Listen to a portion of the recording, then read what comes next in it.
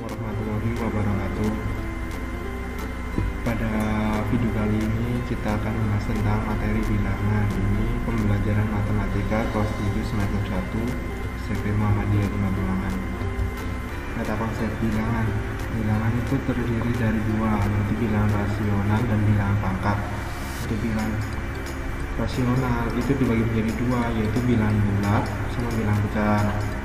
Sedangkan bilangan pangkat ini itu untuk menentukan KPK dan FBB. Bilangan bulat adalah himpunan yang terdiri dari bilangan positif, ya, ini bilangan positif, ini bilangan 0 sama bilangan negatif. Itu yang dimaksud dengan bilangan bulat. Bilangan bulat positif adalah bilangan yang dimulai dari 1 sampai ke atas. Berarti 1 sampai ke sini. 1, 2, 3, 4, 5, 6 dan seterusnya. Untuk bilangan negatif pada bilangan yang dimulai dari negatif 1 sampai ke sini. Dan seterusnya. Mulai dari negatif 1, negatif 2, 3, 4, 5 dan seterusnya. Semakin ke kiri maka semakin kecil, dan semakin ke kanan maka bilangan itu semakin besar. Ini kan bilangan bulat. Adapun nama bilangan bulat, nama bilangan bulat itu seperti ini namanya. Ini dikatakan lebih besar, dan ini lebih kecil.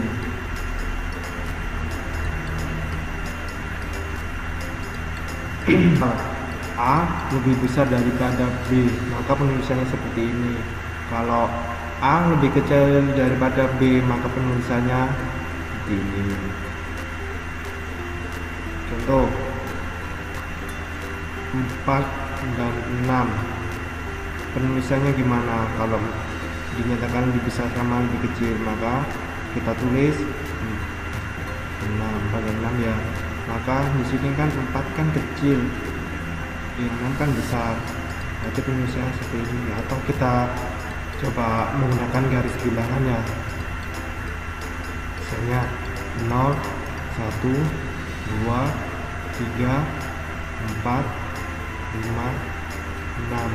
Nah, 4 ada di mana? 4 kan di sini, sedangkan 6 di sini. Kalau kan semakin ke kiri semakin kecil, dan semakin ke kanan maka semakin besar. Maka kita peroleh bahwa 4 itu lebih kecil daripada 6, maka ditulis seperti ini. Adapun contoh soal lain seperti ini. Untuk lebih kecil, lebih besar ya, 5 dan 3.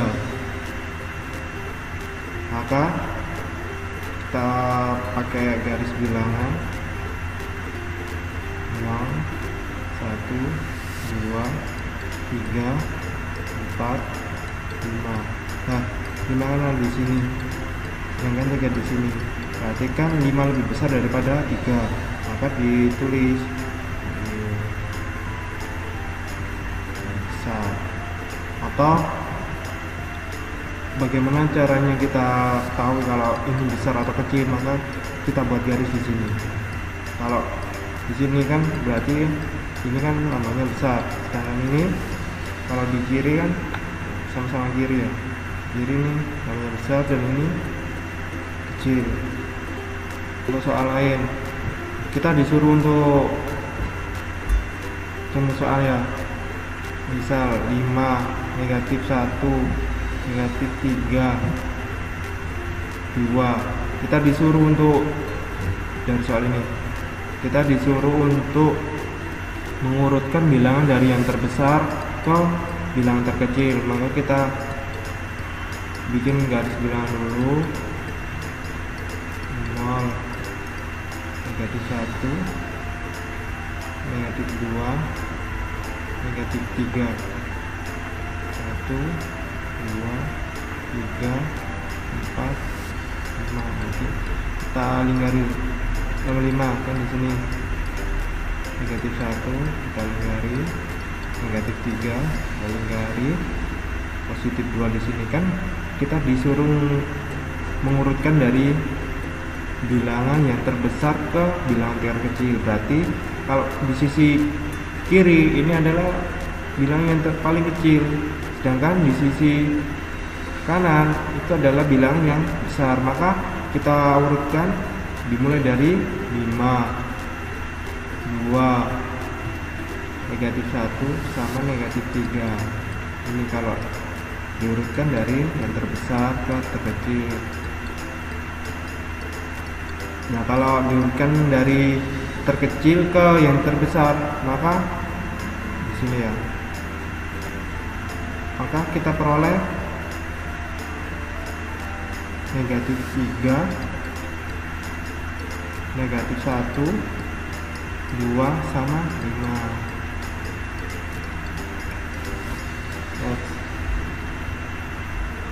Operasi hitung bilangan bulat, yaitu untuk penjumlahan sama pengurangan. Adapun sifat-sifatnya yaitu sifat tertutup, sifat komutatif, sifat asosiatif, mempunyai unsur identitas sama mempunyai inverse. Kita lihat di nomor halaman 7.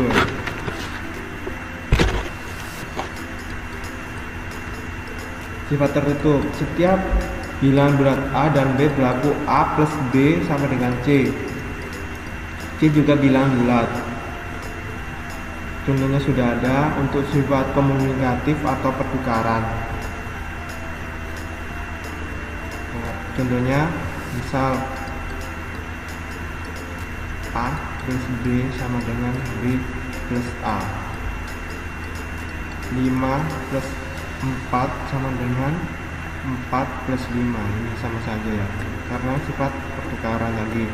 Untuk sifat asosiatif yaitu sifat pengelompokan. Jadi misalnya A plus buka kurung B plus C.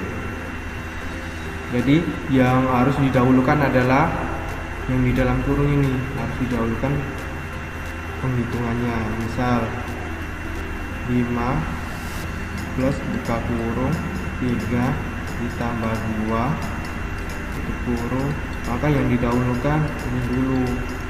Jadi 5 plus 5 sama dengan 5. 3 plus 2 kan 5 ini.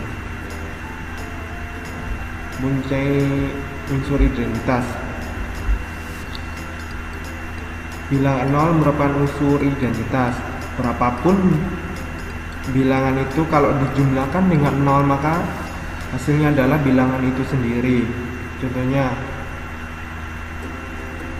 1 ditambah 0 hasilnya 1, 2 ditambah 0 hasilnya 2, 3 ditambah 0 sama dengan 3. Nah, berapapun jumlahnya, tadi sudah bilang berapapun jumlahnya, kalau ditambahkan dengan 0 yaitu hasilnya bilangan itu sendiri. Yang terakhir mempunyai inverse. Inverse adalah lawan dari bilangan itu. Contohnya 3 lawannya berapa? Negatif 3. 4 lawannya adalah negatif 4. Itu yang dinamakan inverse. Inverse ini artinya lawan dari. Operasi hitung pada bilangan bulat ya. Contohnya 5 ditambah negatif 3. Nah, kalau kita hitung dengan garis bilangan,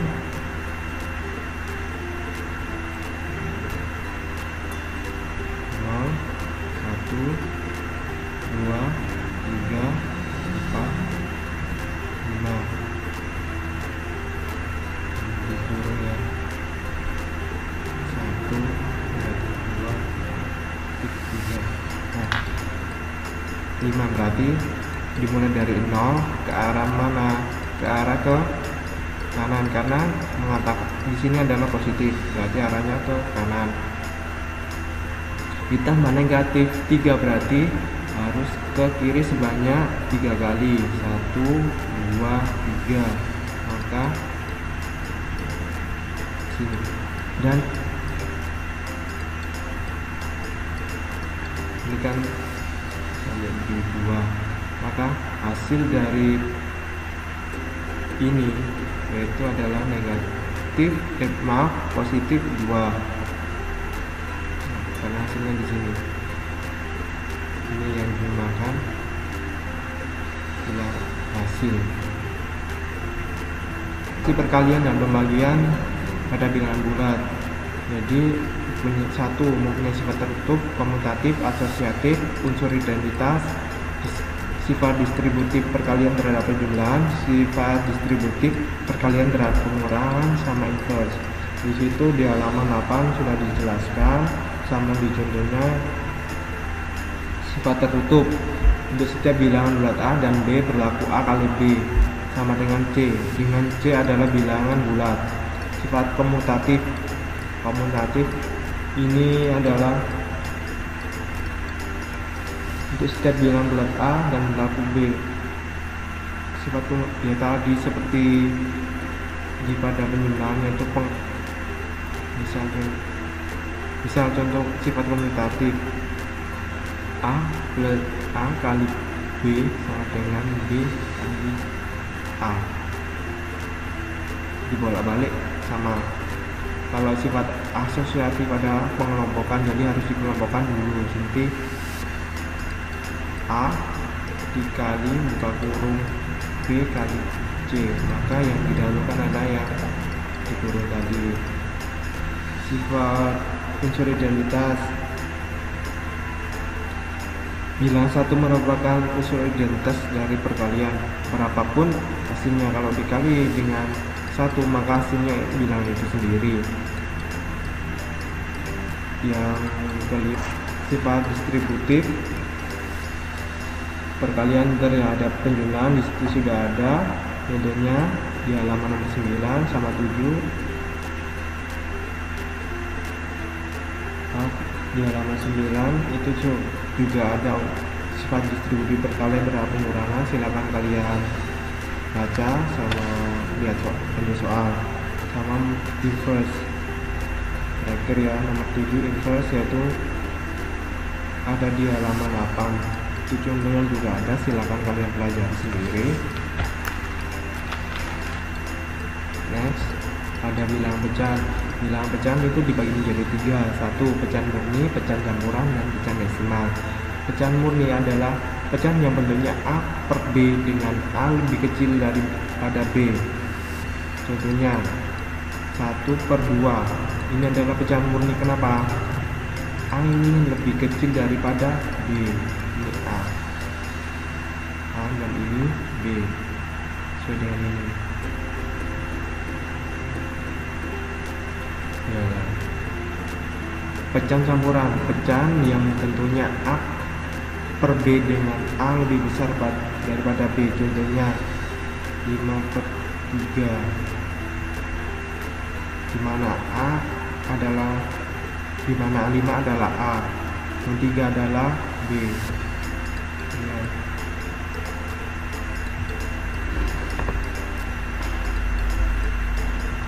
A ini lebih besar daripada B. Itu yang dinamakan pecahan campuran. Untuk pecahan desimal dibedakan menjadi 2, yaitu pecahan desimal terbatas dan desimal tak terbatas. Sedangkan desimal terbatas itu contohnya adalah desimal terbatas. Ini contohnya misal 1/2 itu 0,5, 1/4 0,25 dan seterusnya. Untuk pecahan desimal tak terbatas itu ada 2, yaitu pecahan desimal berulang. Nah, pecahan desimal terbatas tak berulang sama tak berulang. Contohnya kalau berulang yaitu 0,333, 0,1111. Ini kan ini dinamakan pecahan berulang. Untuk pecahan yang tak berulang itu contohnya 0,5310 dan seterusnya. Ini contoh dari tak berulang 0,46321 salah satu contohnya. Next, mengubah bentuk pangkat dari pecahan biasa ke pecahan desimal. Ini contohnya satu ya, contohnya pecahan biasa 1/4 kita ubah ke bentuk desimal, yaitu 0,25. Caranya gimana? 1 dibagi 4. Ini saja, ini sama dengan ya, 1/4 itu sama dengan 1 dibagi 4. Kalau itu pakai formatnya contohnya, kalau zaman SD kita contoh seperti ini. Bisa contoh lain 1/2 hasilnya adalah 0,5. 1/2 itu sama dengan 1 dibagi 2 atau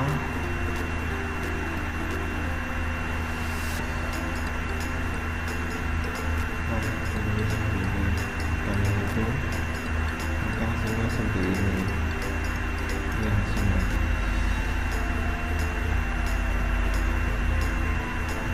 Untuk pecahan biasa ke bentuk persen atau sebaliknya, contohnya adalah misalnya 1/2 dijadikan persen.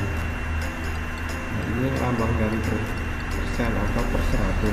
Contohnya adalah ini.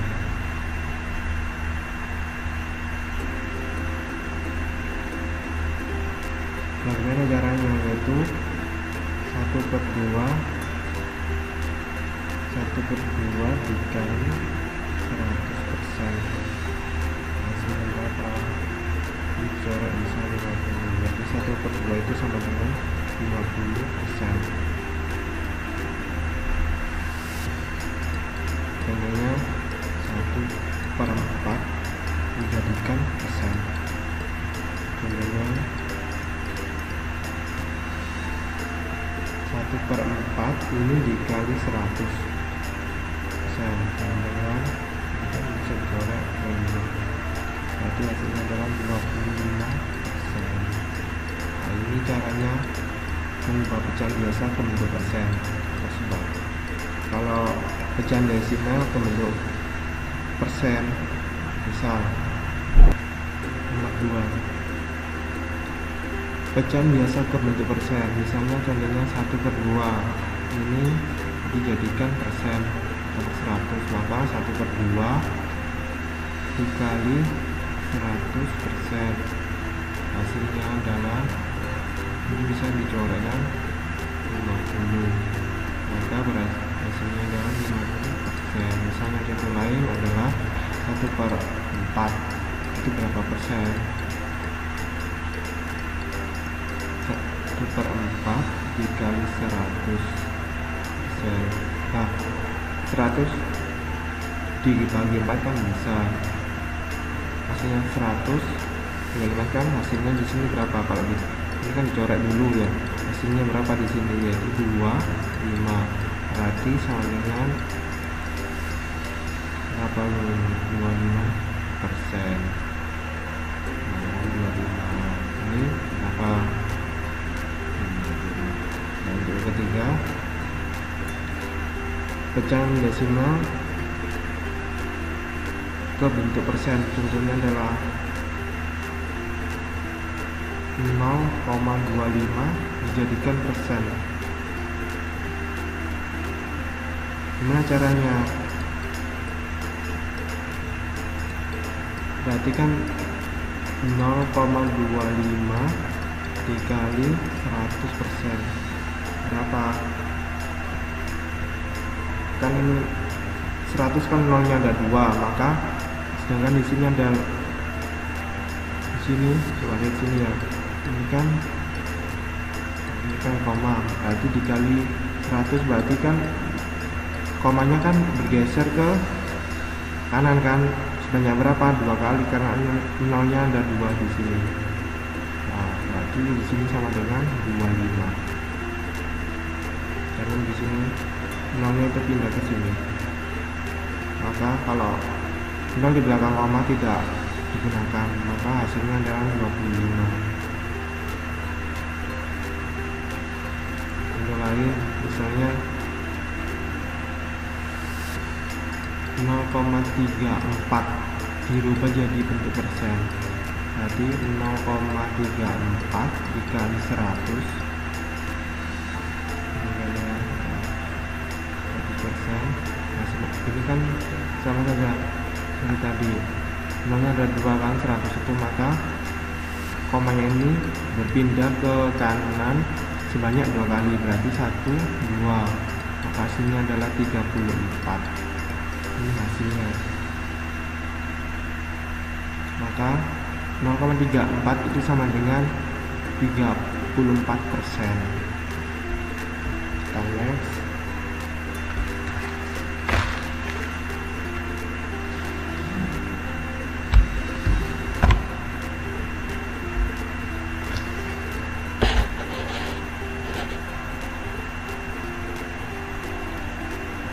Untuk operasi hitung pada bilangan bulat, silakan lihat di nomor 10, di halaman 10. Di situ sudah dijelaskan semua, mulai dari operasi pengulangan, pengurangan, operasi pembagian, perkalian. Di situ sudah ada semua contohnya. Dan untuk satu saja ya, untuk pembagian ini misalnya gini, 1/2 dibagi 4/2 itu sama dengan ini, maaf 4/3 ya, maka 1/2 dikali 3/4 ini ya, tinggal dibalik nomor ini aja, yang di belakang ini dibalik caranya. Kalau dirubah jadi perkalian, karena menurut aku kalian pembagiannya agak susah, maka kita rubah dulu ke bentuk perkalian. Caranya yaitu 4 kan 4 di atas ini, 3 di bawah, maka kita tuker aja. Nanti 3/4 ini salah satu contoh kalau perkalian. Tinggal merubah yang di belakang saja, nanti bisa diselesaikan. Contohnya sudah ada di halaman nomor 11. Nah, sekian pertemuan kali ini. Saya ucapkan terima kasih. Assalamualaikum warahmatullahi wabarakatuh.